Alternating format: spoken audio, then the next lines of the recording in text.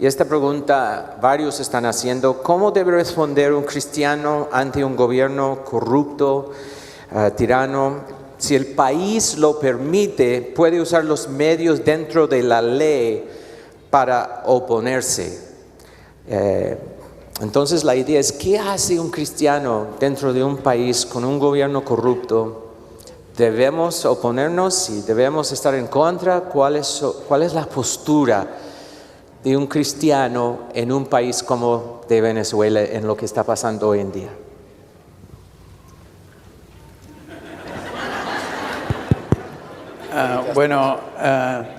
Vos hablaste de 1 de Pedro ayer, ¿no?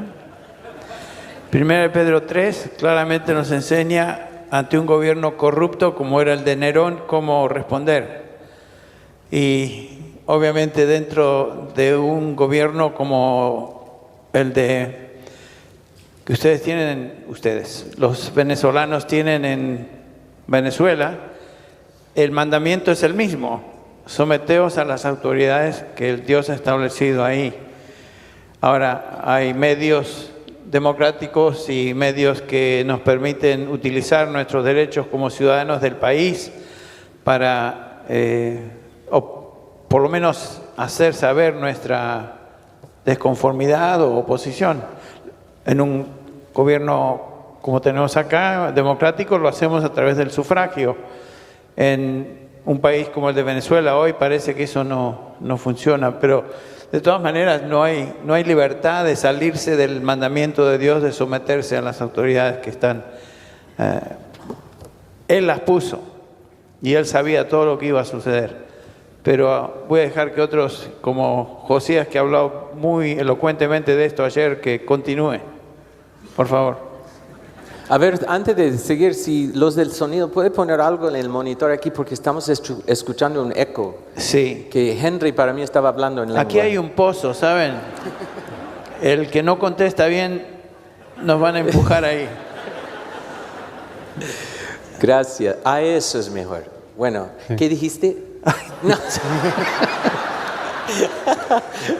Josías. Sí, solo leyendo Romanos 13, que es otro pasaje que habla muy claramente de lo que mencionó Henry, de que Dios es quien estableció el gobierno. Dice: sométase toda persona a las autoridades superiores, porque no hay autoridad sino de parte de Dios, y las que hay por Dios han sido establecidas. De modo que quien se opone a la autoridad, a lo establecido por Dios resiste, y los que resisten acarrean condenación para sí mismos. ¿Sí? Continúa ahí en el contexto, pero el punto es: Dios es quien ha establecido la autoridad, y cuando nos rebelamos en contra de la autoridad, nos estamos rebelando contra Él y contra sus mandatos. Obvio, no significa que no podamos hablar de que estamos en contra del aborto, porque esto se permite en nuestra nación, y queremos estar involucrados en hablar de la verdad. Queremos interactuar con la gente de nuestra nación, pero siempre y cuando estamos sujetos a las personas que están en autoridad. ¿Sugel? Simplemente añadir el hecho de que Romanos 13 está después de Romanos 12. Gracias por aclararlo, porque estábamos confundidos. Sí. Ahí está el pozo. No, el punto es que a veces nosotros vamos directo a Romanos 13, pero hay algo en el contexto que es importante, sobre todo para guardar el corazón y de verdad los hermanos de Venezuela que están aquí o cualquier otro país que esté en una situación similar. En el versículo 14 de Romanos 12 dice: bendecid a los que os persiguen, bendecid y no maldigáis. Y luego en el versículo 17 dice: no paguéis a nadie mal por mal, procurad lo bueno delante de todos los hombres, si es posible, en cuanto dependa de vosotros, estad en paz con todos los hombres. Ese es el contexto previo a sométase toda persona a las autoridades superiores, porque aquí dice: Dios es el Dios que va a tomar venganza. En el caso nuestro debemos amar a los que nos maldicen, a los que nos persiguen, etcétera. El gobierno es uno de los instrumentos que Dios usa ahora para tomar esa venganza. Pero obviamente cuando el gobierno es corrupto, nosotros tenemos que esperar con paciencia a que llegue el día del juicio final, porque allí entonces Dios directamente va a tomar venganza contra los mismos gobiernos corruptos. Pero decía lo de Romanos 12, no fue una broma en sí, es que no podemos aislar el texto cuando Pablo dice: no os venguéis vosotros mismos, amados míos, sino dejad lugar a la ira de Dios. Entonces debemos tener cuidado de no albergar en el corazón amargura y resentimiento contra nuestras autoridades, por más corruptas que sean, y aún debemos orar para que el Señor los salve. Y creemos en el Dios Todopoderoso que aún pudiera hacer eso. Así que si es verdad que hay medios en la democracia que se pueden usar, el voto es un medio, hay lugares donde se permiten protestas pacíficas para decir la voluntad del pueblo, etcétera, pero siempre guardando el corazón. Ese es el punto, siempre guardando el corazón. Déjale la venganza a Dios. Cuida tu corazón de no tener un espíritu vengativo. Es notorio que en los pasajes donde da instrucciones practicales para la iglesia, introduce eso de obedecer a los que están en gobierno. Romanos 13, 1 de Pedro, 2 de Tito, Timoteo. Es decir, comenzamos de obedecer al gobierno y luego también de orar. Dice capítulo 2 de Timoteo: exhortaos ante todo a que se hagan rogativos, oraciones, peticiones y acciones de gracias por todos los hombres, por los reyes y por todos los que están en eminencia, para que vivamos quieta y reposadamente en toda piedad y honestidad. La oración es de suma importancia, de orar por nuestros líderes. Y aquí estos líderes no eran creyentes, eran toscos, muchos de ellos. Pero la respuesta de orar por los que están en posición. También hay ocasión cuando uno va a resistir. En Hechos 4, Hechos 5, vemos que cuando la ley está contra la palabra, tenemos que obedecer la palabra y no las reglas de la nación, etc. Y hay ocasión cuando uno va a resistir, y cuando eso sucede, vamos a pagar muchas veces con sufrimiento o con la muerte. Otra que en veces no vemos que se incluye es estar involucrado en el gobierno. Hay tal vez un pensamiento en los evangélicos que no es piadoso estar en el gobierno, es decir, de ser gobernante o representar, etcétera, estar involucrado en el gobierno, y con eso sufrimos porque tenemos que ser sal en el mundo. Y qué mejor de estar involucrado, no nomás en votar, pero también en ocupar posiciones donde vamos a hacer una gran diferencia en lo que la gente va a hacer en la ciudad. Muy bien, otra pregunta, y vamos a empezar con Sugel, que usted escribió el libro acerca de la predicación expositiva que muchos están leyendo. La pregunta es: ¿cuánto tiempo le toma a usted para preparar un sermón? ¿Y cómo balanceas el tiempo invertido estudiando con el tiempo pastoreando las personas? La primera pregunta es tan difícil de responder, porque hay muchas cosas que un predicador hace que no son computables. Por ejemplo, a veces yo sé que voy a predicar de algo y comienzo a leer un libro 6 meses antes, y en cierto modo ese libro es parte del resultado final en la predicación, y yo no puedo computar y decir, bueno, fueron tantas horas. Pero si lo veo en la semana, ya en calendario de trabajo, probablemente 15, 20 horas, por algo así. Pero de verdad que estoy haciendo un estimado, no puedo saber. Ahora bien, la pregunta tiene otra parte que es muy importante. Nuestro hermano Alex decía, una persona puede pasarse 40 horas a la semana estudiando su pasaje, preparando su sermón, pero tiene que tener cuidado porque nosotros no podemos aislarnos de la grey. Nosotros somos pastores.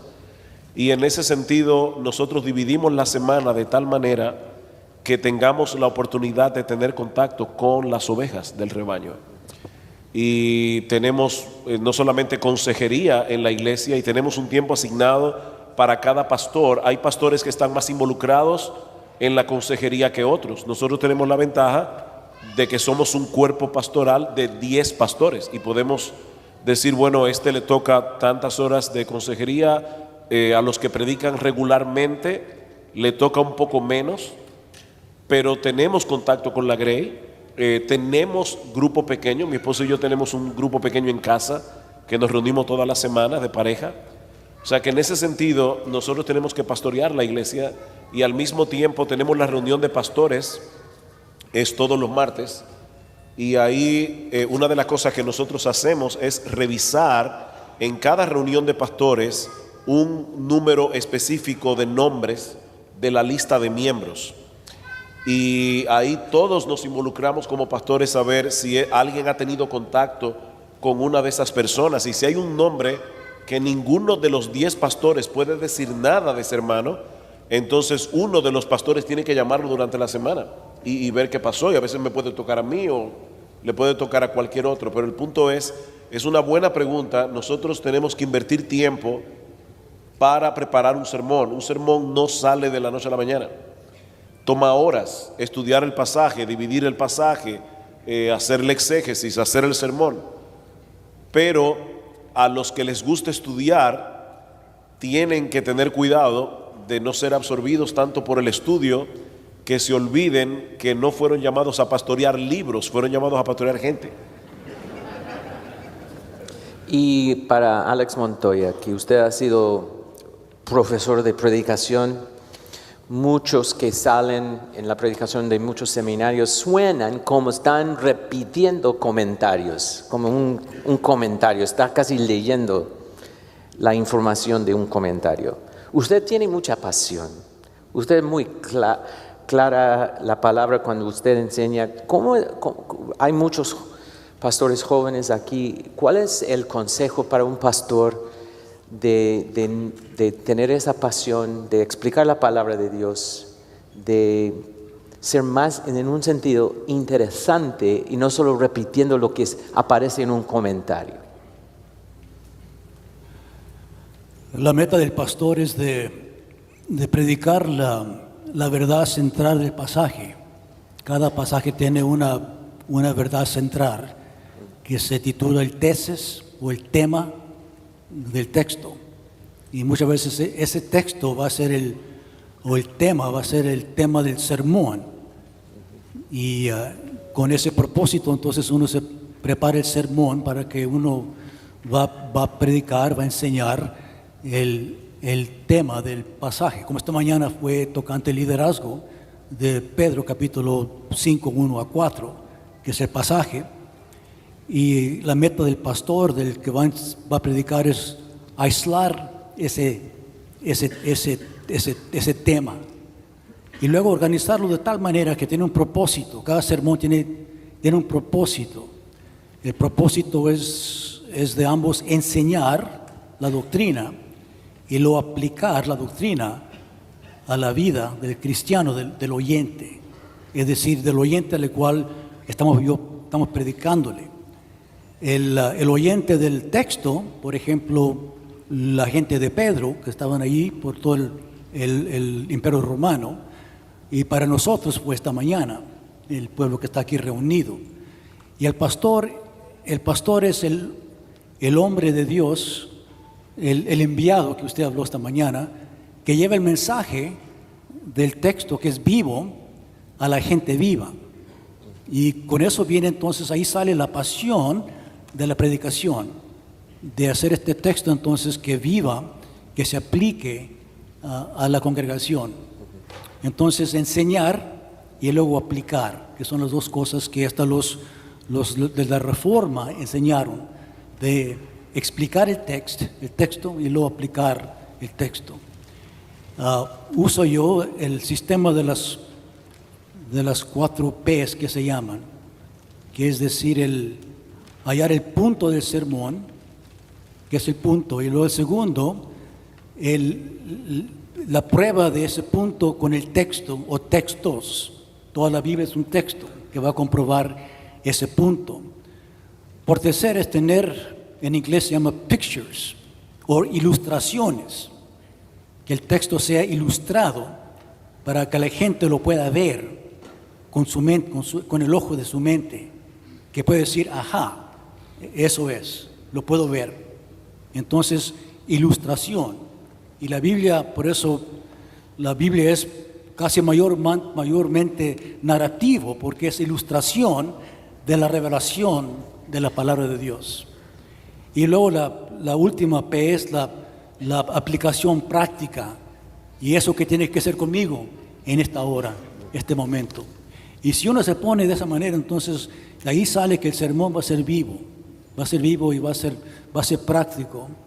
Y luego anotamos esto, que no estamos solamente entonces enseñando el texto, que entonces va a ser simplemente un exégesis, sino es un sermón. Exégesis y aplicación, ya es sermón. Y luego en vez de leer el sermón, de leerlo palabra por palabra, se prepara para que poderlo predicar sin leer el sermón, sin tener un manuscrito enfrente de uno, para que esté hablando uno cara a cara, ojo a ojo, corazón a corazón. Y con esa manera entonces se libra toda la persona para predicar con su mente, con su faz, con su cuerpo, y estar atento al movimiento espiritual, el Espíritu Santo que nos mueve, que nos trae ilustraciones que sale al presente o aplicaciones que se puede hacer, etcétera. Estamos hablando cara a cara. Y Pastor Alex Montoya aquí en ¿cómo se llama? El laboratorio de predicación, es muy claro él con los estudiantes. Por ejemplo, él en una sesión que yo estaba, decía, yo no como en casa así, después de una predicación. Y la persona dijo, ¿qué? Dice, en casa yo como como un sabor, pero lo que tú nos diste era comida sin sabor. Ese sermón no tenía nada de sabor. Siéntate. Mira, el siguiente tenía mucho sabor, porque él nos enseñó si vamos a tomar la palabra de Dios, tenemos que tener un sabor muy especial. Y doy gracias a Dios. Henry, aquí está una pregunta que creo que es muy buena. ¿Debo irme de una iglesia en la que no se predica expositivamente o debo esperar que Dios haga un cambio en esa misma iglesia? Y la pregunta sigue, ¿cuál sería la voluntad de Dios? ¿El cambio de esa iglesia o mi cambio de esa iglesia? ¿Alguno quiere contestar eso? Esa pregunta surge a menudo en la medida que uno predica y está en otros países también. Como se mencionó, es muy difícil encontrar una iglesia donde hay exposición bíblica hoy en día. Tal vez algunos años atrás era más común en la iglesia evangélica. Hoy en día es muy raro encontrar una iglesia como lo que estamos predicando aquí, donde se traza un texto, se enseña el texto y es domingo tras domingo, el pastor habla, predica, enseña, expone la palabra de Dios.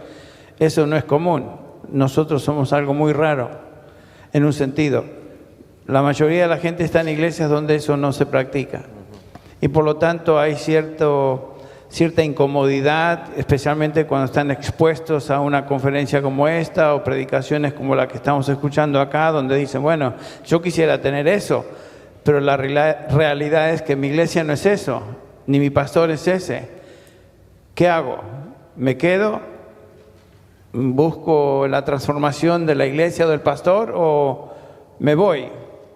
Bueno, muchos se tienen que hacer la pregunta. El punto es que uno comienza, creo, algo práctico es orar para que el Señor de alguna manera haga llegar a las manos de ese pastor o que él pueda conocer a alguien donde se está expuesto a lo que es una predicación bíblica, tal vez tener una charla privada con él. He escuchado, no creo que ninguno va a poder cambiar a una iglesia o a un pastor, pero no estaría fuera de lo obvio que podríamos sentarnos con el pastor y hablar en cuanto a su predicación, su manera de predicar. La ilustración que dio hoy Sugel en cuanto a esa pareja que quería escuchar predicación bíblica y finalmente fue a través de la exposición continua de la palabra que se dieron cuenta de la gran diferencia. Eso viene a veces como resultado de estar expuestos a una predicación de ese tipo continua. Pero tal vez una pregunta es esta: ¿qué es lo mejor para mí, para mi familia y para la iglesia si tengo que tomar una decisión de este tipo? ¿Me quedo? Si me quedo, ¿qué es lo mejor? Que me quede y contribuya al ministerio de alguna manera sin necesariamente causar resquemores o división, o decido para el bien de mi familia o de mis hijos o de mi esposa, lo que sea, buscar una congregación donde la predicación sea más bíblica. Es algo que cada uno de nosotros tiene que decidir. Es muy difícil decirle a una persona, haz esto, o este es el consejo, porque uno debe conocer el caso y la situación particular. Me imagino que ustedes tienen ese tipo de pregunta y la respuesta, no sé, Sugel, ¿qué dirías tú a la gente? En tu caso no hay problema porque todos te quieren escuchar.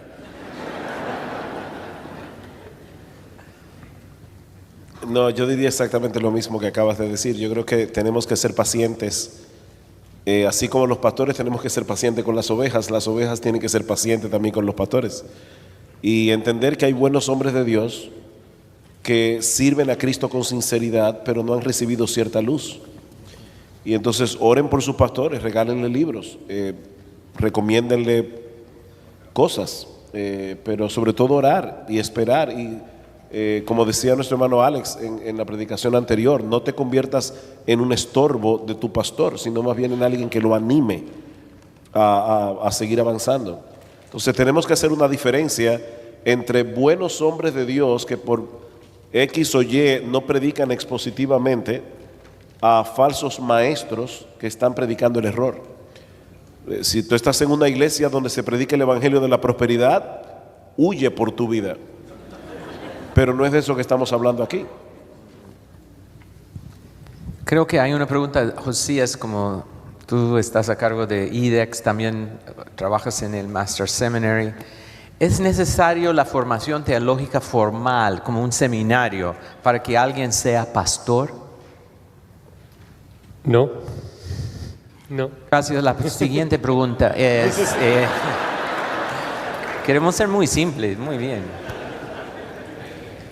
El seminario ni tiene esa autoridad para estar nombrando pastores. Cristo ha dado esa autoridad a la iglesia local. Y creemos que lo ideal es de que sean los pastores que estén entrenando a Timoteos en la iglesia. Eso es el modelo que buscamos. La razón por la cual hacemos educación teológica es porque queremos apoyar a esos pastores, a ese proceso, a ese discipulado.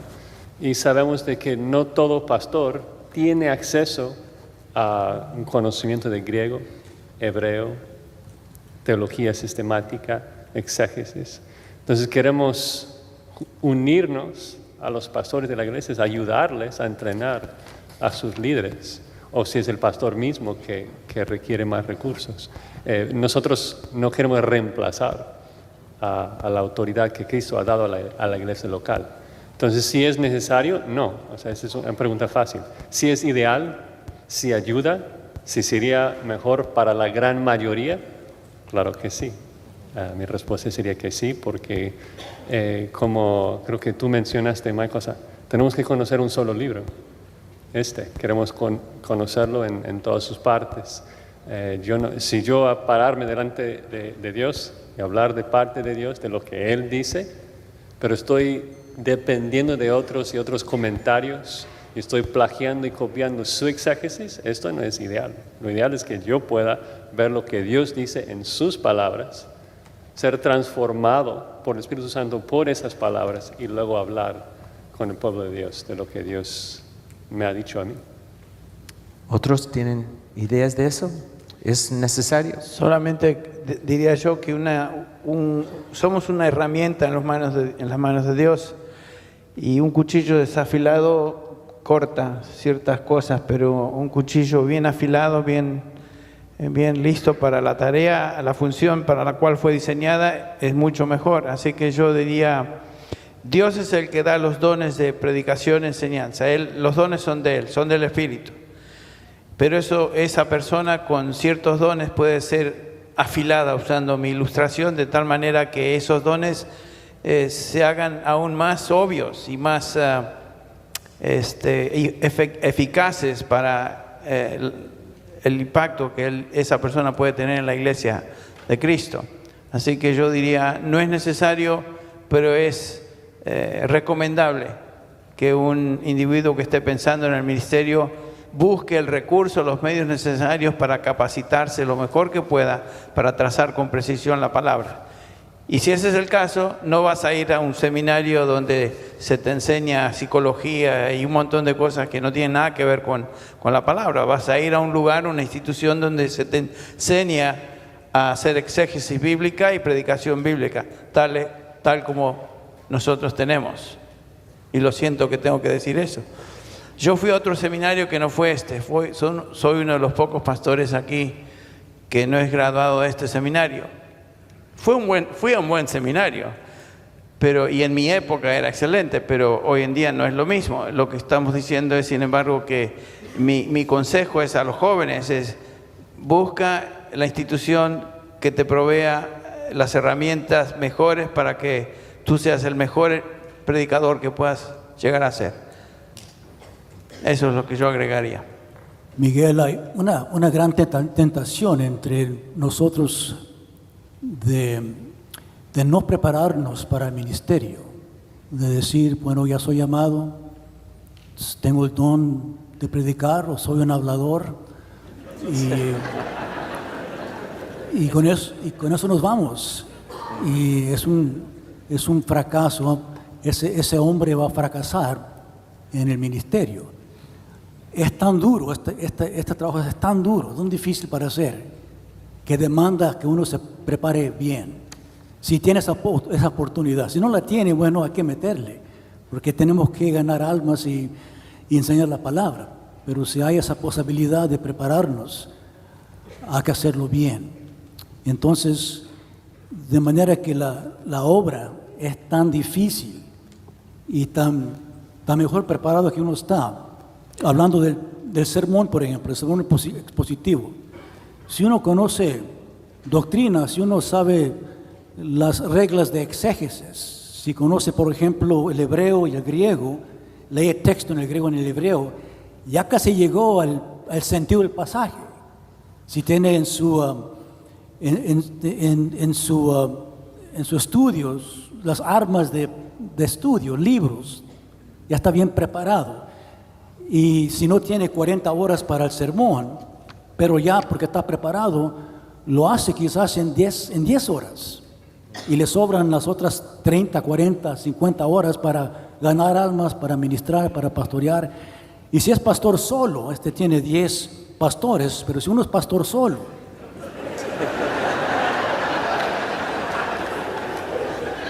entonces si él predica 3 sermones a la semana, por la mañana, por la tarde y quizás por el medio de la semana, que son muchas veces las iglesias evangélicas, son 3 sermonazos. Y si usted no está preparado, se está ahogando en sermones. Ya casi, ya ni predica texto, ya nomás dice historia, cuentos. O llega con dolor de cabeza, etc. Pero es decir, si está preparado, uno entonces ya tiene la ventaja de los sermones, etc. Y luego, por otro lado, estamos hablando del pueblo hispano. Se va al pueblo anglo acá, Santa Clarita, etc. Pues, la gente estamos bien. Económicamente, la familia, etc. Todo está bien. Si buscan predicación expositiva y le damos que llora subscript y etc. y están bien, pero vamos al pueblo hispano, con la economía, con la familia quebrantada, con todos los complejos que tenemos, y ahora tenemos, yo como pastor, no predicar la palabra, sino sanar personas, demanda que uno esté bien preparado en toda área del ministerio. Entonces, si es posible, hay que estudiar, prepararse a lo más posible y luego meterse al ministerio. Gracias. Y Sugel, ¿qué ha sido? Hay varias preguntas aquí que yo he recibido también de usted siendo pastor. ¿Cuál es la carga más difícil que usted ha tenido de ser pastor? ¿Cuál es la tarea más difícil de ser pastor? ¿Y cómo lo puedes tener esperanza en medio de esa carga? Esa tarea que es difícil. ¿Cómo hacemos como pastores cuando nos cuesta? Ayer el pastor John MacArthur predicó un tremendo mensaje, y ciertamente mi esposa y yo comentábamos después en la noche que es duro oír esto cuando él decía: miren dónde comenzó el declive en la iglesia en Éfeso, cuando dejaron su primer amor. Y si tú me preguntas honestamente qué es lo más difícil, yo te diría con toda honestidad, pastorear mi propio corazón y mantener a Cristo como el centro de mi propia vida, porque hay tanta presión en el ministerio, hay tantas cosas que llaman la atención de un pastor, que es tan fácil descuidar tu relación personal con el Señor. El ministerio puede ser una tumba para la vida espiritual de un hombre, y hay que tener mucho cuidado. Yo no tengo ningún problema en revelar el nombre de la oveja que me da más trabajo pastorear en nuestra iglesia. Se llama Sugel Michelén. Porque las otras ovejas están en su casa, yo vivo conmigo 24/7, y tengo que luchar con mis propias tentaciones y con mantener. Hace un rato se hablaba de la pasión en la predicación, tú mencionabas algo. Es que no es, tú puedes tener pasión por predicar, pero la pasión por predicar no es lo que produce un predicador apasionado. Lo que produce un predicador apasionado es pasión por Jesús y por las ovejas por las que Él derramó su sangre. Amén. Es indirecto, no es directo. Hay personas que aman la predicación, pero no aman a las ovejas, y no necesariamente aman a Cristo. Entonces, en ese sentido, de verdad, el mayor reto es mantener mi propio corazón aferrado al Señor. Yo a veces, en el consejo de pastores nuestro, cada martes, nosotros hacemos una revisión de todo lo que pasó el domingo. Los himnos que se cantaron, si fueron centrados en el Evangelio, también se evalúa la predicación. Y hay algunos aspectos específicos que se evalúan de la predicación.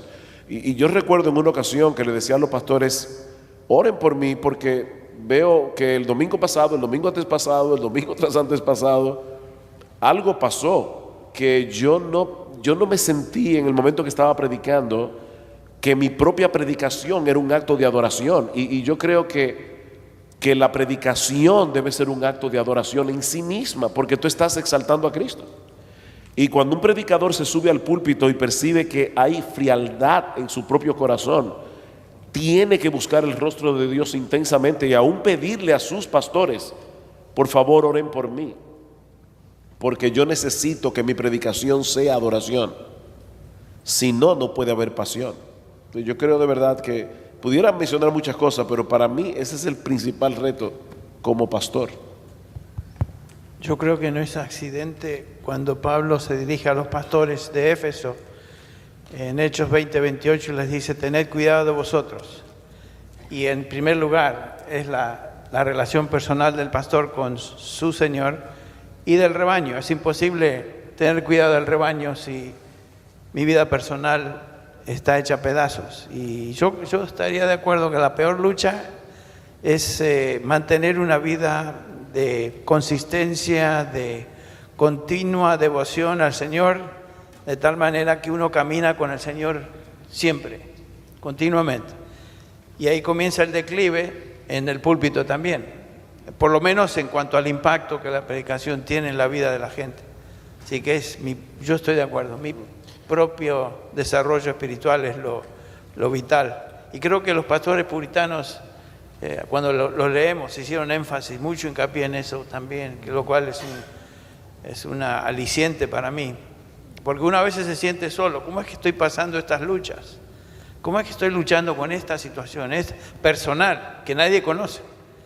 Y la razón es obvia, el diablo anda como león rugiente buscando a quien devorar. Nuestra lucha no es contra carne y sangre, sino contra huestes espirituales de maldad en las regiones celestes. Esa es la lucha continua de un siervo de Dios y un pastor, de un predicador. Su lucha con el diablo y sus huestes y las tentaciones normales de la carne y las atracciones del mundo. Los enemigos nuestros son formidables. Así que si nuestra vida espiritual no está en sintonía con lo que Dios quiere para nosotros, vamos a estar mal. Otra cosa que yo agregaría es la manera de la personalidad de cada uno de nosotros. A veces es más inclinada a ser melancólico que lleno de fuego, y en algunos casos, como lo mismo Timoteo que mencionaste, creo que fuiste tú, Alex, Sugel, que fue dado tal vez a una lucha interna y tal vez deprimirse. El apóstol Pablo le tiene que recordar que Dios no nos dio un espíritu de temor, sino de poder. Yo soy más tirando a melancólico, lo tengo que reconocer, y a veces me identifico más con Timoteo que con Pablo. Me gustaría identificarme más con Pablo, pero no es así. Y eso tiene a veces que ver con la manera que uno es. Puede ir a Melancólicos Anónimos. Perdón. Voy a ir a otro grupo un poquito más evangélico.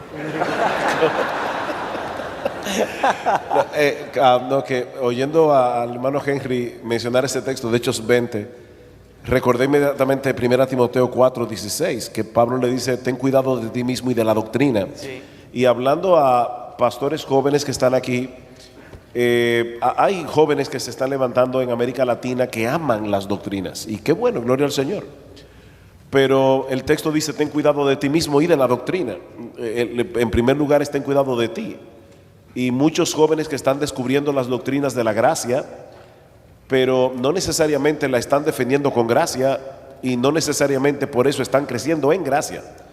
Yo puedo conocer teológicamente la doctrina de la gracia, pero eso puede convertirme en un arrogante. Entonces no sirve de nada. Pero no quería dejar de mencionar, y pensando también en los jóvenes otra vez, en esa pregunta, que otro reto, no solamente el personal, sino también saber balancear el cuidado de la iglesia y el cuidado de la familia. No es fácil para un pastor con tantas presiones mantener el cuidado de su esposa, su relación con su esposa y su relación con sus hijos. Y muchas esposas de pastores lamentablemente han tenido que sufrir eso, y muchos pastores han caído en pecado precisamente porque han descuidado la relación con sus esposas. Y el diablo sabe cuándo tirar un dardo de fuego. Entonces, en ese sentido, pastores, cuiden su matrimonio por encima de cualquier cosa. Y esposas de pastores que están aquí, sean buenas ayudas idóneas de sus maridos. Porque a veces nosotros estamos sumergidos ahí en el sermón del domingo, y de repente mi esposa a veces me dice algo como: Houston a tierra, la nave anda por allá arriba, y aquí en la tierra hay cosas que están pasando. Y es bueno tener una esposa que es tu ayuda idónea y te ayuda a aterrizar. Sí. Muy bueno. Hay una pregunta aquí que, cambiando el tema, dice: ¿por qué y eso varios pusieron esta pregunta, ¿por qué los cesacionistas, yo sé cuál es,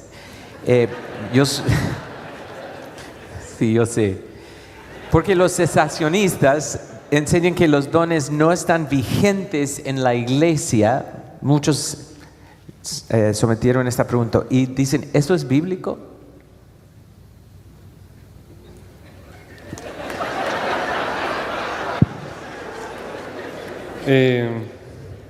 Un par de versículos tal vez. Primero es Efesios 2:20. Está hablando de la familia de Dios. Y dice que nosotros como familia de Dios, como miembros de la familia de Dios, somos edificados sobre el fundamento de los apóstoles y profetas, siendo la principal piedra del ángulo Jesucristo mismo, en quien todo el edificio bien coordinado va creciendo para ser un templo santo en el Señor. Yo creo que en toda la Biblia vemos el principio de que Dios escogió a ciertos hombres, en este caso los apóstoles y profetas. Jesucristo los llamó, los envió de manera directa para hablar y para establecer doctrina, para escribir la Biblia. Y Él los autentificó por medio de varias señales que Pablo dice que son las señales del apóstol en 2 Corintios 12:12. Esas señales que autentificaban el ministerio y la doctrina de los apóstoles. Si uno pudiera reduplicar las cosas que Pablo decía, entonces esa persona es también apóstol. Pero no hay más apóstoles. Pablo dice en 1 Corintios 15 que fue el último que vio al Señor Jesucristo, que también es un requisito, 1 Corintios 9. Y él el último como un abortivo, ya no hay más apóstoles. Y esos hombres que Jesucristo envió, también pues Hebreos 2:4 dice de que Dios los autentificaba con señales, prodigios y diversos milagros. Y ya que tenemos la escritura completa, ya no existe más esa necesidad de autentificación. Y por eso Pablo nos puede dar esta ilustración de que el fundamento de la iglesia es Jesucristo, la piedra principal, luego los apóstoles y profetas, pero nosotros no pertenecemos ahí. Nosotros estamos siendo edificados por encima de ese fundamento. No es sabio estar trabajando en el fundamento cuando un edificio ya está hecho. Entonces nosotros debemos crecer por encima de ellos. Y existe una línea entre el trabajo de los apóstoles y el trabajo de las ovejas, que es crecer por encima de lo que ellos pusieron. Y además de eso, yo creo que es algo que vemos por toda la Biblia, el hecho de que Dios siempre ha autentificado a los que estaban hablando directamente las palabras de Dios por medio de milagros, ¿no? Moisés, Josué, Elías, Eliseo, Jesús, los apóstoles. Dios siempre ha autentificado a ellos por medio de milagros. Y ahora que tengo su palabra directa, si quiero saber lo que Dios quiere decirme, lo puedo leer, ¿no? Entonces no creo que haya necesidad, y sí, es bíblico, sería mi respuesta. ¿Suficiente esa respuesta? Ok. La otra pregunta que tenemos está acerca de algunas ovejas que están aquí que posiblemente no tienen tanta paciencia con su pastor. Dice, ¿cómo puedo acercarme a hablar con mi pastor si veo algo que está mal en él o en la iglesia? ¿Qué hago? Bueno, hay que saber a qué se refiere esa persona, algo que veo en él mal, ¿no? A ver, ¿quién preguntó eso? Porque Ay, es Alex Montoya, ¿qué?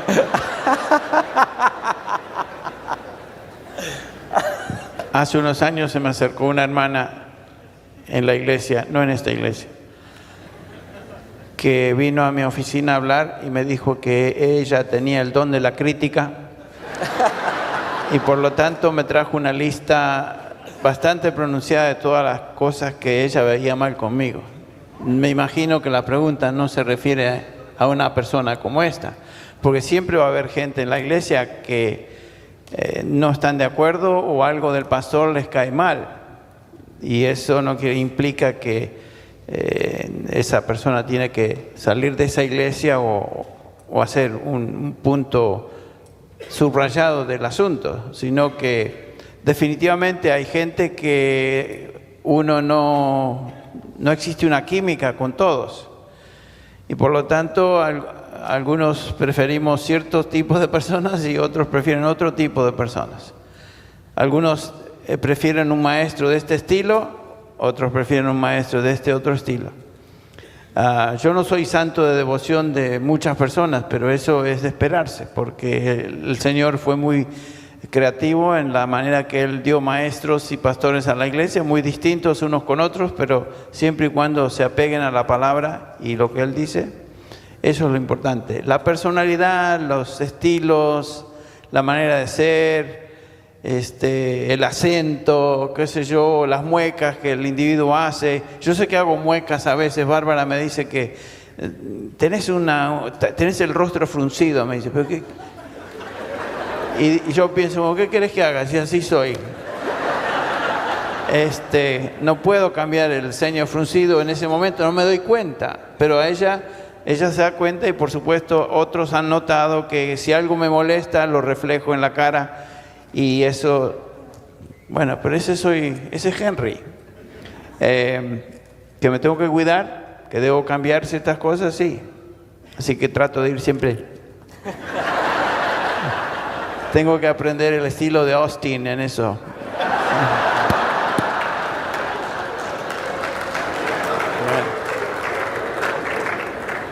Bueno, me desvié, pero no importa.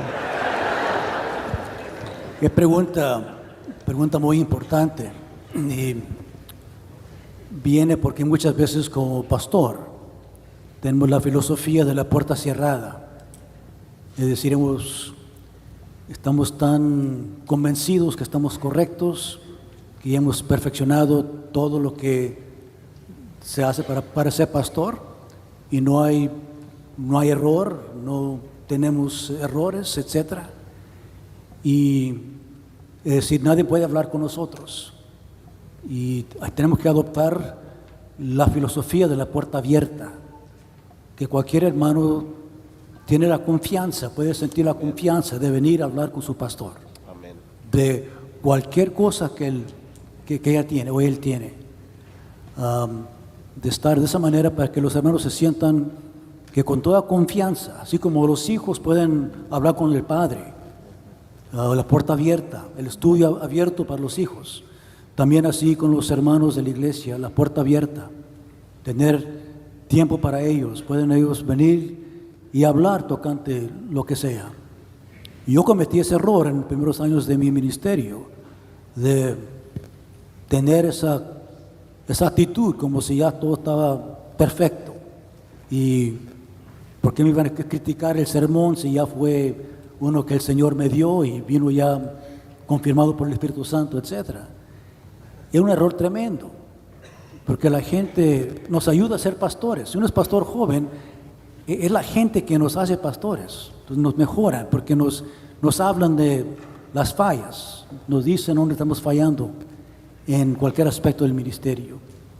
Y cuando hay quejas, si uno tiene la puerta abierta, evita las divisiones que existen en las iglesias muchas veces. La iglesia se divide porque el pastor no está consciente de lo que está pasando. Me acuerdo una vez llegaron unos 10 o 12 solteros a la oficina a hablar conmigo, una queja que tenían. Digo, mira pastor, tú predicas los sermones, pero nunca les hablas a los jóvenes. Nunca hablas de los jóvenes, nomás a los matrimonios, a las parejas, a los padres, a los hijos. ¿Y qué de los jóvenes? ¿Qué de las personas solteras? ¿Qué de nosotros? Nunca nos hablas de nosotros. Y es para mí una revelación, porque la mitad de la iglesia son solteros. Una revelación tremenda.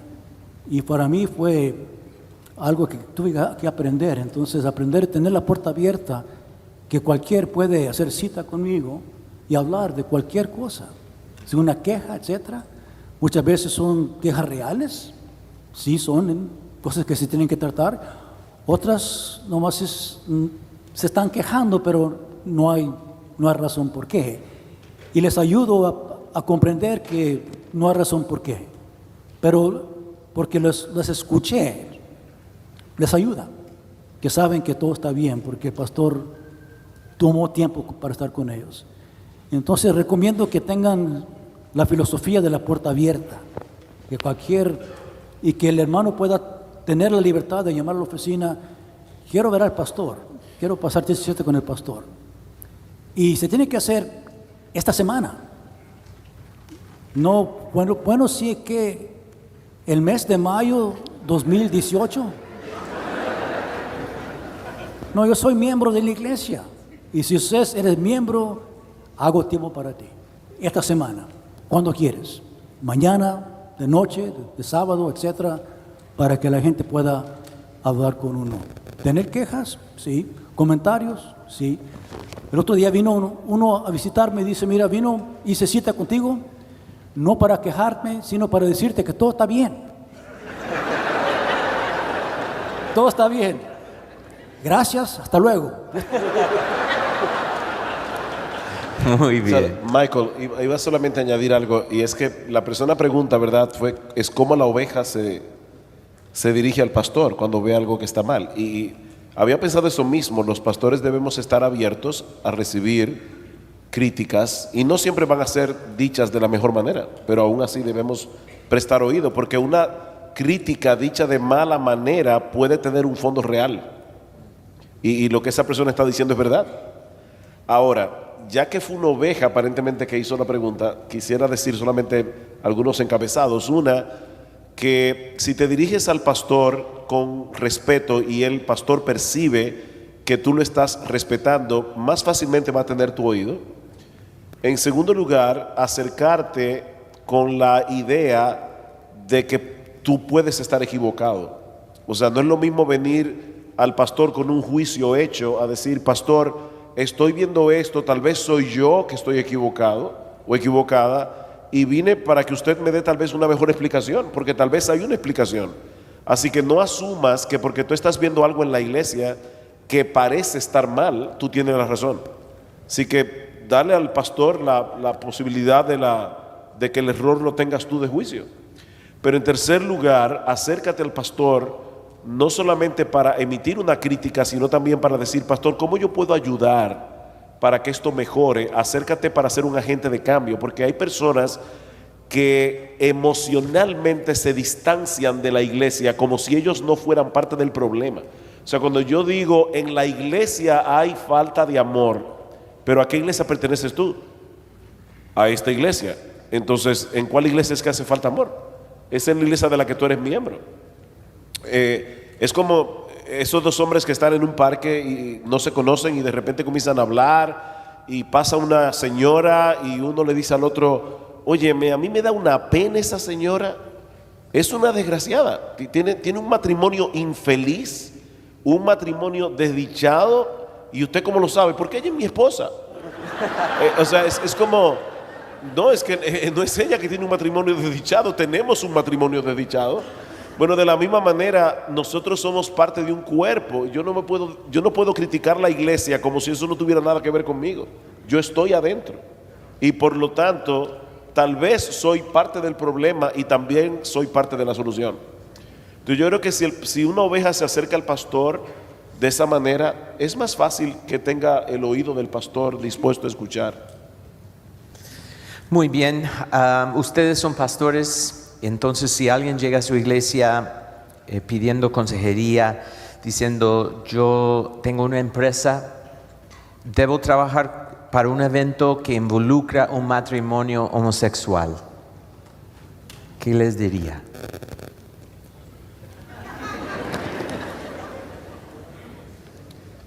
Bueno, en esa empresa hay otro tipo de pecadores. Tal vez uno de ellos es un borrachín o usa drogas, o podemos hacer varias categorías de pecados, pero tú trabajas para la empresa y por lo tanto como cristianos debes trabajar para la empresa y ser un testimonio y servir en esa empresa como servirías en el caso que no existiera una pareja homosexual. ¿Qué tiene que ver eso dentro de la empresa? Ahora, en el contexto de la iglesia y ministerio estamos hablando de otra cosa, pero aquí estamos hablando de un trabajo secular, me imagino. O sea, si una persona está trabajando en una pastelería que están pidiendo un matrimonio homosexual, un pastel para su boda, ¿debe trabajar en eso o no? Yo creo que en primer lugar diría, o sea, el primer consejo sería de que pueda haber diferencias de conciencia acá. y que nunca como pastores debemos aconsejar a una persona a hacer algo en contra de su conciencia, sino alinear nuestras conciencias con lo que dice la palabra de Dios, y eso a lo mejor no ocurre en una hora, ¿no?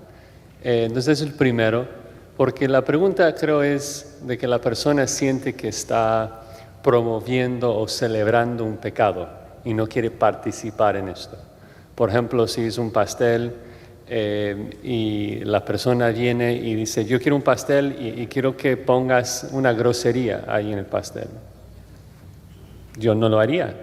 Mi conciencia no me dejaría escribir una grosería ahí. A lo mejor la persona piensa, bueno, si pongo 2 maridos ahí en el pastel, yo estoy participando en eso. Y como pastor, yo quiero aconsejarle a no pecar contra su conciencia. Al mismo tiempo, a veces como que peleamos con todos de manera innecesaria, ¿no? Si es un restaurante y un matrimonio gay entra allí, y soy mesero, yo puedo servirles con todo gusto. Y creo que un problema que vemos, por lo menos acá en Los Ángeles, donde cada 2 o 3 personas practican la homosexualidad, es de que los vemos como una categoría distinta, ¿no? Son pecadores que necesitan la gracia de Dios igual como nosotros, y debemos amarlos, debemos predicarles el Evangelio. Y si yo digo, yo no puedo interactuar con ellos porque no me gusta su pecado, pues estoy apagando a esa relación y ese camino hacia que ellos puedan ser salvos. ¿Otra consejería? Estamos de acuerdo con Josías, muy bien. Varias preguntas entraron de iglesias que están siempre enseñando del diezmo. Y pregunta, ¿cuál es la diferencia entre la ofrenda y el diezmo?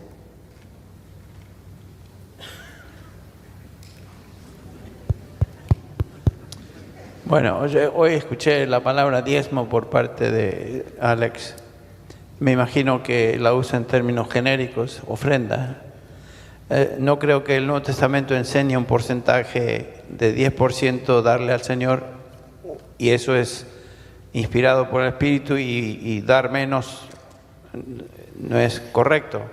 El Nuevo Testamento nos enseña a dar con generosidad y por lo tanto debemos hacerlo así. Las ofrendas no se limitan a un 10%. Sin duda hay menciones de diezmo en el Antiguo Testamento, pero si hacemos la suma de todas las ofrendas del Antiguo Testamento, daban un porcentaje mucho más del 10% para la obra, para el ministerio, para el pueblo de Israel, para la nación, etc. O sea que el Nuevo Testamento nos da libertad en cuanto a eso, pero sí enfatiza la generosidad en nuestras ofrendas. Y cada primer día de semana apartar lo que el Señor, en la medida que Él nos ha prosperado, para ofrendar. Y la persona que es generosa con el Señor es generoso con esa persona. Así que yo diría eso, que no hay un porcentaje X que se enseña como parte de la iglesia, pero sí es. Mi padre decía lo siguiente: no vamos a enfatizar el diezmo. Mi padre era pastor también, pero sí vamos a enfatizar lo siguiente: yo comienzo dando el diezmo y de ahí para arriba vamos a hablar de ofrendas más aún que el diezmo. O sea, y yo de alguna manera, como chico que crecí en una iglesia, en un hogar donde mi padre era pastor, aprendí desde chiquito que desde el primer dólar que vino a mis manos, 10 centavos de eso era para el Señor, para la iglesia, y a partir de ahí se me quedó eso grabado. Y simplemente el 10% se convirtió en la base de lo que uno ofrenda al Señor hasta el día de hoy. Así que, aunque no hay un número específico ni un porcentaje específico, ser generoso con el Señor nos va a traer un beneficio muy, muy generoso de su parte también. No es cuestión de ser próspero y dar más para que te den, no es lo que estoy diciendo, pero no sé, pienso que el Nuevo Testamento no es específico en el diezmo. No, yo creo que sí, o sea, de manera teológica, aunque usemos la palabra a veces de manera común a una ofrenda, Yo creo que en el Antiguo Testamento el diezmo, si traduzco la idea, es un impuesto para una nación, que una teocracia. Por eso Dios puede decir en Malaquías 3 de que no pagaron el diezmo, que era para sostener el ministerio de los levitas en el templo, y por eso estás robando al rey de esa nación. Me habéis robado porque no has pagado el diezmo. Entonces yo siempre pienso en el diezmo como un impuesto que los israelitas tenían que pagar, mientras que la ofrenda en el Nuevo Testamento, en 2 Corintios 8 y 9, se presenta como cada uno de como propuso en su corazón, es algo voluntario que debemos hacer, pero como dice Henry, muchas veces debe superar el 10%. Otra pregunta es que muchos han preguntado acerca de la psicología y la consejería bíblica. ¿Qué han hecho? ¿Ustedes creen que la Biblia es suficiente para tratar el tema de esquizofrenia? Que escuchen tu taller. Que hablaste de esto ayer, ¿no? Y tenemos la grabación ahí pero la página pronto. no es mi pregunta, pero ¿qué diría? Porque varios preguntaron eso. ¿Qué hace la iglesia con un caso tan tremendo? Y que muchos dicen que la Biblia es suficiente para muchos casos, pero necesitamos la ayuda de un psicólogo, un psiquiatra para tratar una cosa tan tremenda como esquizofrenia. ¿Qué hacemos? El doctor esta mañana nos dijo claramente lo que es, cuando anotó capítulo 3 de la segunda carta a Timoteo, el pecado del hombre, todo lo que el hombre está pasando, que es falta de la relación con Dios. En inglés se llama dysfunction. How do you say dysfunction in Spanish? Disfuncional. Disfuncional. Todo ser humano está en una área de disfuncional. Entonces vino Dios para componer eso. El Evangelio, la palabra de Dios, es la solución. Comienza con la salvación. Si uno renace, ya tiene por sí mismo la potencial de vivir una vida totalmente diferente. Ya renacido. Y luego llega la palabra que es inspirada por Dios y es útil para que el hombre esté totalmente preparado. Da un énfasis allí. Ex artios es la palabra. Totalmente preparado. Es decir, suficiente para todo lo que es disfuncional en el ser humano, en la palabra de Dios. Entonces, si uno se aplica a la predicación de la palabra, en tiempo va a producir una persona apta para toda buena obra. La palabra es la solución para todo. Y por eso, si uno ve todo estudio bíblico es consejería. Estamos tratando de un mal particular del ser humano, de cualquier aspecto de ese ser humano. Y entonces uno ve eso, reconoce que estamos entonces en la preparación del sermón, predicando el sermón, tratando con aspectos en la vida personal de la congregación que no están funcionando bien. Y la palabra nos va a poner bien. Cuando yo veo mi predicación, la veo como consejería masiva para todos. Estamos aconsejando. Y con eso entonces vemos que la congregación va a avanzar en santidad, va a avanzar en ser menos disfuncional y más apta para andar con Dios. Entonces, mi creencia es que la palabra es suficiente para todo aspecto. Reconociendo que algunas cosas son enfermedades físicas que requieren que un doctor nos vea. Si hay un aspecto físico, estoy enfermo de una manera física. Si hemos perdido la mente por la demencia o el Alzheimer's, es una enfermedad. No tiene nada que hacer con apostasía, etcétera. Es una enfermedad. Entonces hay que reconocer eso. Pero aparte de eso, la palabra es suficiente. Anoche el pastor John MacArthur citaba a los puritanos y es interesante ver cómo los puritanos eran doctores del alma hasta el siglo XIX los pastores se encargaban de la consejería y trataban con aquellas cosas que ahora muchas veces las tratan los psicólogos después que nació la psicología en el siglo XIX.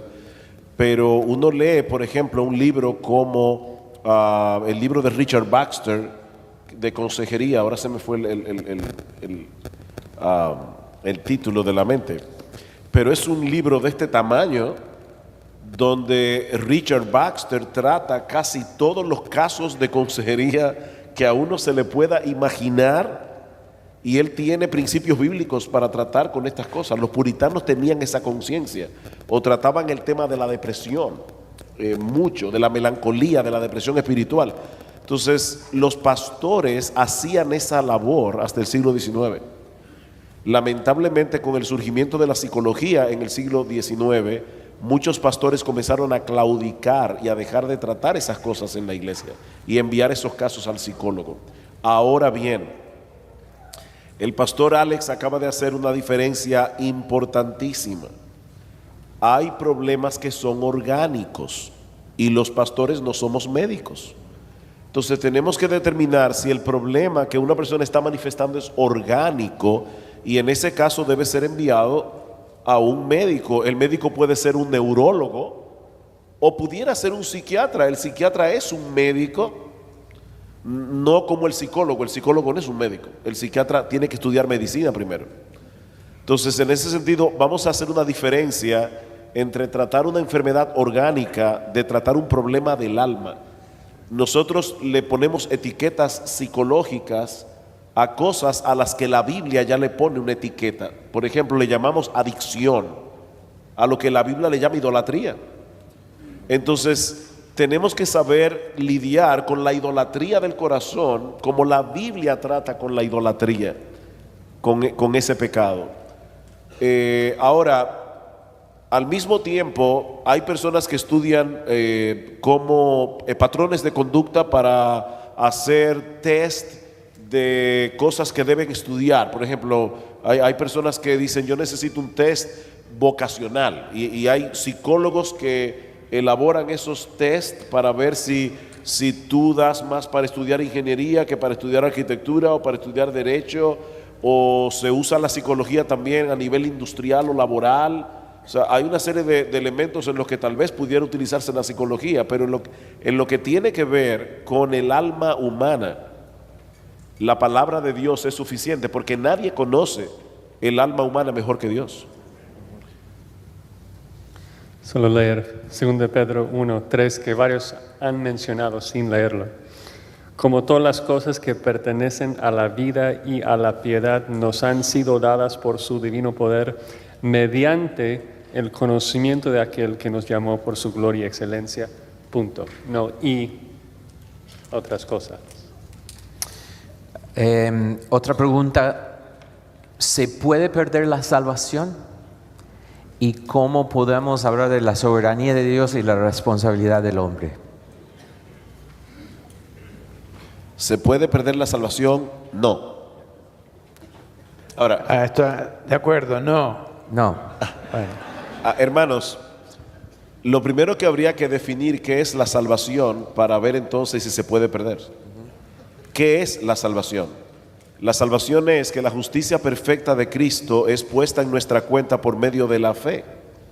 Consecuentemente, si la salvación se pudiera perder, entonces la justicia de Cristo no es suficiente. Dios es soberano, es verdad. El hombre es responsable, también es verdad. Pero entender cómo funcionan esas dos cosas al mismo tiempo, yo creo que en el cielo tal vez tendríamos un mejor entendimiento de eso. Yo debo creer lo que la Biblia enseña, tal cual la Biblia le enseña, y la Biblia dice que Dios es soberano y el hombre es responsable. Por ejemplo, dice la palabra de Dios claramente que es Dios que da la fe. La fe es un don de Dios. Lo vemos en el famoso texto de Efesios capítulo 2. Versículo 8, porque por gracia sois salvos por medio de la fe, y esto no de vosotros, pues es un don de Dios, no por obras para que nadie se gloríe. La fe es un don de Dios. El arrepentimiento es un don de Dios. En Hechos capítulo 18, cuando el apóstol Pedro tiene que dar un reporte a los creyentes judíos que estaban alarmados porque Pedro fue a la casa de Cornelio, y Pedro les narra lo que había pasado en Hechos capítulo 10, dice en Hechos 11 que ellos dijeron que se sorprendieron diciendo: hasta los gentiles ha dado Dios arrepentimiento para vida. Entonces es Dios que da el arrepentimiento, pero es el hombre el que cree y es el hombre el que se arrepiente. Dios no cree por mí ni se arrepiente por mí. Dios me da el don de la fe y Dios me da el don del arrepentimiento. Ahora, ¿cómo yo sé que Dios me ha dado el don de la fe? Porque creí. ¿Cómo yo sé que Dios me dio el don del arrepentimiento? Porque me arrepentí. Bien, ¿cómo yo sé que Dios me está preservando? Porque yo estoy perseverando. Esa es la responsabilidad humana y la soberanía de Dios. Una persona que no está perseverando y está viviendo como un impío y dice: no, pero yo creo en la perseverancia de los santos, probablemente esté engañado camino al infierno. Esa persona no cree en la perseverancia de los santos, cree en la perseverancia de los impíos. Y los impíos no perseveran. Los impíos van camino al infierno. Entonces, en ese sentido, nosotros creemos en la perseverancia de los santos, los que dan muestras de que son verdaderos creyentes. ¿Y qué pasa con esas personas que profesaron un tiempo la fe y ahora ya no profesan la fe? ¿Perdieron la salvación? No, nunca la tuvieron. En Primera de Juan capítulo 2 versículo 19 dice claramente: salieron de nosotros, pero no eran de nosotros, porque si hubiesen sido de nosotros, habrían permanecido con nosotros, pero salieron para que se manifestase que no todos son de nosotros. Así que no hay cristianos descarriados, hay personas que nunca estuvieron en el carril. En Mateo capítulo 7, no todo el que me dice Señor, Señor, entrará en el reino de los cielos, sino el que hace la voluntad de mi Padre que está en los cielos. Muchos me dirán en aquel día: pero Señor, Señor, en tu nombre no echamos fuera demonios, en tu nombre no hicimos milagros, en tu nombre no profetizamos. Y entonces les declararé: yo nunca os conocí, apartaos de mí, hacedores de maldad. Ustedes nunca fueron míos, ni cuando estaban profetizando, ni cuando estaban haciendo milagros, ni cuando estaban echando fuera demonios. Ustedes nunca fueron míos. Así que un verdadero creyente no se puede perder, porque es la justicia de Cristo la que está puesta en su cuenta, y no soy yo que me aferro al Padre, es el Padre el que me tiene aferrado a mí.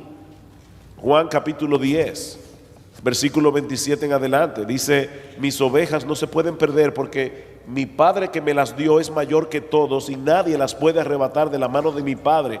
Yo y mi Padre somos uno. Dios nos tiene aferrados y no hay forma de que Dios nos suelte la mano. Muy bien.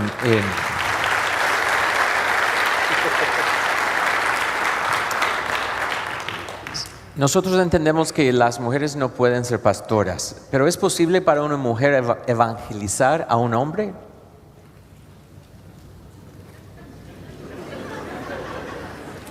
Eso es una pregunta. Lo que se prohíbe en capítulo 2 de Timoteo es de tomar la posición de líder en la iglesia, la autoridad, de ministrar la palabra a otra persona. No se prohíbe. De evangelizar una mujer a un hombre no se prohíbe, porque no está tomando su autoridad, le está compartiendo la palabra. Una hermana que canta un himno, un especial, no toma la autoridad, sino está compartiendo su testimonio. Hay una gran libertad que existe para las hermanas. Lo que se prohíbe es tomar la posición de autoridad en la iglesia, de dirigir la iglesia, tener autoridad sobre los esposos que están en la iglesia, que son los jefes de su familia. Eso se prohíbe. Hasta entre los solteros, a veces los solteros dicen: no, las hermanas solteras no pueden enseñarnos nada. Bueno, ellos no son jefes de nada. Están solteros, entonces estas hermanas son iguales, son coherederas de ellos en el evangelio del reino.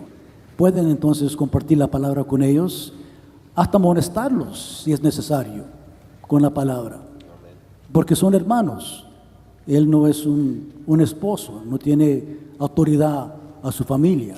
Es decir, entonces hay cierta libertad que la esposa tiene. Entonces sí, se le permite a la hermana evangelizar a un hombre. No, estoy de acuerdo, por supuesto. Un ejemplo que no es de evangelización, pero sí es un ejemplo de la participación de una hermana aconsejando o enseñando a Apolos. ¿Se acuerdan? Ese tremendo orador que tal vez no estaba con el pleno conocimiento de todo lo que era el Evangelio, fue enseñado por esta pareja y Pablo exalta a esta, se me van los nombres, Priscila y Aquila. Entonces aquí tenemos a Priscila siendo un medio que Dios usó para compartir, enseñar en el contexto de una pareja a una persona, a un hombre. Y obviamente para mí eso es una ilustración obvia que una mujer puede, de todas maneras puede compartir, enseñar la palabra a un individuo. ¿Cómo no? Absolutamente. Y lo que se prohíbe es que usurpe la posición que le pertenece al liderazgo masculino dentro de la iglesia. Eso sí, eso es prohibido, que no tiene nada que ver con compartir el Evangelio. Solo diría, no solamente que puede, sino que debe. Y la otra pregunta que salió aquí es, si estoy en una iglesia donde no tenemos músicos y la mejor persona para dirigir la alabanza que puede cantar es una mujer puede dirigir la iglesia en alabanza? Tú eres el músico, ¿qué dirías tú? Yo soy solo la persona que hace las preguntas, no soy el experto, no soy el experto. Qué vivo, eso es fácil. Súper fácil. ¿Qué dices? No, A ver, Sugel, usted está en la República Dominicana donde hay mucha salsa, merengue, no. ¿Qué dice allá, por ejemplo, en el Caribe, por ahí? ¿Puede ser que hay mujeres que dirigen la alabanza? ¿En su iglesia dirige una mujer la alabanza? ¿O qué diría usted a una persona que dice, mira, no tenemos nadie que una mujer, o mi esposa, como yo soy pastor, mi esposa dirige la alabanza, ¿está bien? El problema es que dirigir la alabanza, como yo la percibo, ¿verdad? Hay algo allí de ejercer autoridad hasta cierto punto. Hay decisiones que esta mujer está tomando que involucra enseñanza. A veces nos perdemos de vista el hecho de que a través de los himnos la iglesia debe ser enseñada. Y en ese sentido, la persona que escoge los himnos es clave aquí. Y esta mujer está dirigiendo a la iglesia en este caso, y aún me lo imagino arengando a las personas, canten con ánimo, no sé qué y no sé cuánto. Yo creo que en un mundo como el que nos ha tocado vivir es peligroso. Yo tengo que ser honesto en decir, la verdad es que la palabra de Dios no tiene ningún texto directo que hable acerca de ese tema, porque en el Nuevo Testamento no aparece nada que hable de un director de alabanza. Entonces, en ese sentido, debo decir, antes que nada, la Biblia no dice nada directamente acerca del tema, por lo tanto estamos infiriendo cosas. Yo creo que en un tiempo como en el que nos ha tocado vivir, donde el feminismo es tan rampante que se ha metido dentro de las iglesias, nosotros deberíamos buscar todas las maneras posibles, dentro de lo posible, de mostrar claramente el liderazgo masculino tal como Dios lo diseñó para la iglesia y para la familia. Pero vuelvo y repito, no tenemos un texto que yo pueda decir se está violando tal texto bíblico si una persona hace eso. Estoy hablando algo de prudencia y la forma como esta hermana va a dirigir la alabanza. Ahora, yo creo que también las iglesias se están complicando demasiado con el tema de la alabanza. Si una iglesia no tiene una persona que sea líder de alabanza, ¿de verdad no hay ningún hombre que pueda decir vamos a cantar el himno 15? O sea, como que no se compliquen tanto la vida. Ahora hay que tener músicos y no sé cuántas cosas. De verdad, no compliquemos tanto el ministerio. Muy bien, ya estamos casi terminando. Hay muchos que han preguntado, como hemos mencionado, tienen que alimentar su propia alma, su propia vida. Cuando tienen que escuchar un sermón para alimentarse, ¿a cuál pastor escuchas tú, Josías? Y sin decir MacArthur, porque estamos en el escenario de él. Sí. Pero fuera de MacArthur, ¿a quién escuchas tú para alimentar tu alma? Sí, están en esta plataforma, gracias a Dios. Yo normalmente escucho sermones en español porque me ayuda a afinar y estar trabajando en la comunicación de la palabra de Dios. Escucho a Luis, escucho a Henry, escucho a hermano Sugel, un par de otros, y les escucho, ¿no? Y doy muchas gracias a Dios por los regalos que Él ha dado a su iglesia y de que estamos viviendo en una época en donde tenemos acceso a través de internet de tantos pastores. ¿Y Sugel? Me dijiste que no mencionara a MacArthur.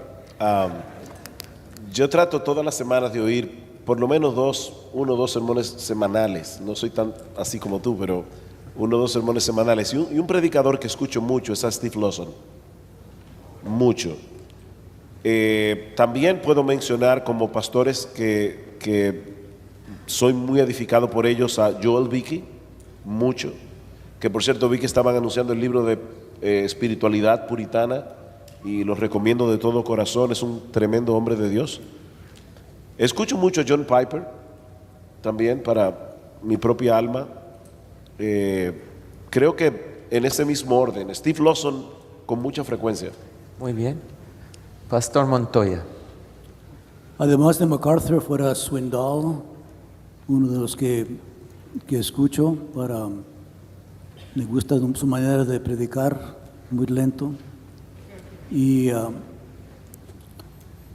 además de eso, me gusta más leer los sermones de los puritanos. Me paso más tiempo leyendo sermones que escuchando sermones. Sí. Yeah. ¿Y Henry?